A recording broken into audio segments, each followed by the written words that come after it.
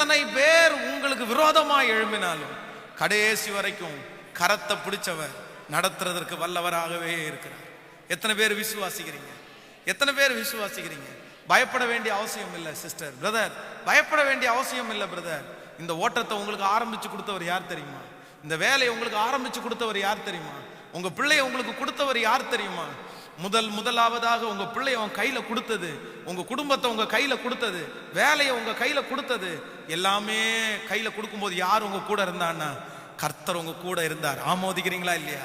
எத்தனை பேர் விசுவாசிக்கிறீங்க? உங்களோடு கூட இருக்கிற கர்த்தர் உங்களோடு, அவர் பாதி வழியில விட்டுட்டு போறவர் அல்ல, முடிவு பரியந்தம்.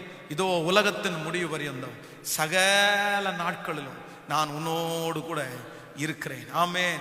இந்த ஓட்டத்துல நம்ம எல்லாருமே நம்புவோம், நம்ம எல்லாருமே விசுவாசிப்போம். சிலருடைய இருதயம் கரைந்து போயிருக்கிறது. சிலருடைய இருதயம் இந்த ஓட்டத்தை நான் முடிக்க மாட்டேனோன்னு தோணுது. ஆனா ஏன் அப்படின்னா எல்லாருமே போயிட்டாங்க, யாருமே இல்லை, யாருமே இல்லை. யாரோ ஒரு நபருக்காக ஆண்டவர் இந்த செய்தியை பேசிட்டே இருக்கலாம்.